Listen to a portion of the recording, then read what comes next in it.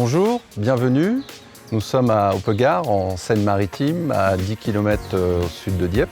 Je suis sur une exploitation de polyculture où je cultive du blé, du colza, des betteraves sucrières, du lin textile et des pommes de terre.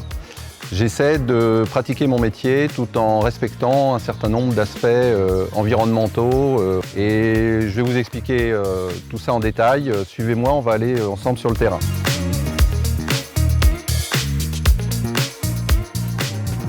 Nous allons nous rendre sur une parcelle de pommes de terre qui a été plantée début mai.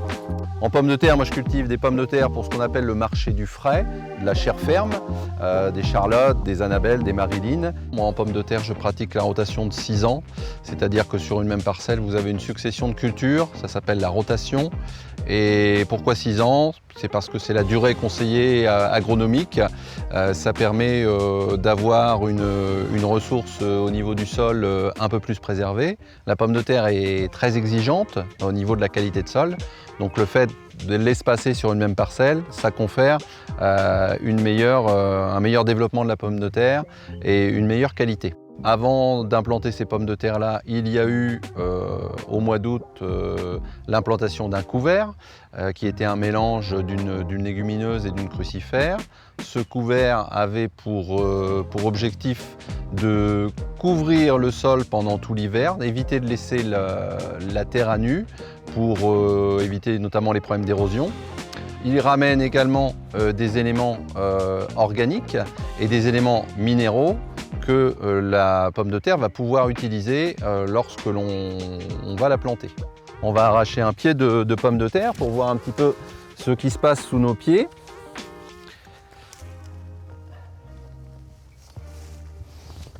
Donc là c'est bien parce qu'on a l'ensemble et là on est à l'apparition de ce qu'on appelle la tubérisation, c'est-à-dire les premiers petits tubercules qui sont nés, qui se développent avec un système racinaire qui est très généreux, qui est bien développé parce que avant le couvert a joué aussi son rôle d'aérateur au niveau du sol, a permis de garder de l'humidité, a permis de garder de la vie tout simplement.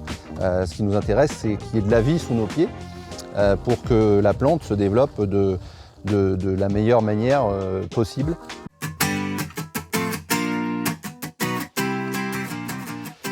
Là, nous sommes devant le tas de compost. Donc, ce sont les habitants du village et des environs qui viennent apporter leurs résidus végétaux, que ce soit des tontes de pelouse ou des tontes de haies. Donc, on met tout ça en tas pendant plusieurs mois. Ça macère naturellement, on remue de temps en temps. Et à la fin, on obtient un produit qui est complètement décomposé, qui ressemble à ça. C'est voilà le compost de la bonne terre noire que l'on met dans la terre et c'est notamment ce que j'amène avant d'implanter mes pommes de terre. Le fait d'utiliser, d'avoir intégré des couverts, d'utiliser du compost, on voit quand même des choses qui évoluent lorsqu'on observe la vie dans la butte de pommes de terre. C'est le nom qu'on donne au pied de cette plante. On voit une structure qui est beaucoup plus aérée, qui respire. On voit également une population de lombris qui est un petit peu plus importante. Nous sommes à côté d'une haie que j'ai plantée il y a environ 7 ans. Je me suis mis à planter des haies autour de mes parcelles pour de multiples raisons, aussi bien agronomiques qu'environnementales. Ça a pour effet premier déjà, c'est de rediviser des parcelles qui parfois sont trop importantes et posent des problèmes d'érosion ou de ravinement. Le deuxième atout, c'est que dans ces haies où on a multiples essences, on va avoir la présence d'insectes auxiliaires qui nous aident beaucoup, notamment en pommes de terre où on peut trouver des pucerons. Le cirque par exemple, qui est un habitant que l'on trouve fréquemment dans ce type de haie, va consommer énormément de pucerons et va nous aider à réguler cette population-là. Donc là vous voyez, on a des espèces qui sont locales, on va trouver du charme, là on a un noisetier, d'ailleurs on va peut-être avoir une bonne récolte de noisettes cette année, ça part bien. On a de l'épine, on a du châtaignier, donc c'est très divers. Le but, c'est de rendre le plus occupable possible cette haie par tous nos hôtes qui nous aident à faire notre métier de producteur de pommes de terre.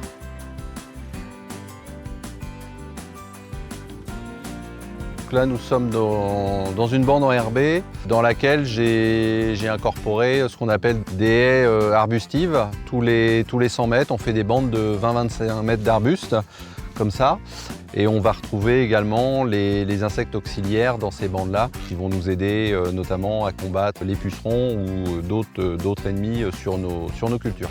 Devant nous, on a une station météo, un hygromètre, un pluviomètre qui sont reliés à ce qu'on appelle un OAD, un outil d'aide à la décision. Le but en pommes de terre, c'est d'essayer d'anticiper le mildiou, l'apparition de la maladie et ne traiter simplement lorsqu'on en a besoin.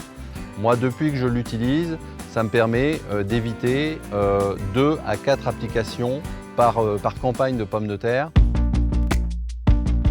Suivez-moi, je vais vous emmener là où dorment nos tubercules. Ici, nous sommes dans le local de stockage des pommes de terre. Après l'arrachage, donc la récolte des pommes de terre, vers le mois de septembre, on déterre les pommes de terre et on stocke dans des palox, qui sont des caisses en bois. Ça permet une meilleure respiration du tubercule pendant son stockage, puisqu'il nous faut stocker parfois des pommes de terre jusqu'au mois d'avril, mai. On stocke à des températures entre 4 et 7 degrés selon le type de variété. En termes d'énergie, c'est de l'électricité et j'ai fait installer des panneaux solaires il y a 2 ans en autoproduction et en revente pour les périodes où je n'ai pas de pommes de terre dans mon stockage. J'ai eu envie d'installer des ruches en partenariat avec un apiculteur parce que je voulais voir si je pouvais rendre compatible mon métier et l'activité des abeilles. Et je suis très content de voir qu'il y a de la vie, il y a de la production de miel et c'est quelque chose qui me satisfait. Et j'aime bien venir au printemps, les premiers jours, quand ça commence à se réchauffer, de voir à partir de quel moment nos abeilles se mettent en mouvement et commencent à produire le miel. Et puis, il ne faut pas le dire, mais j'aime beaucoup le miel aussi.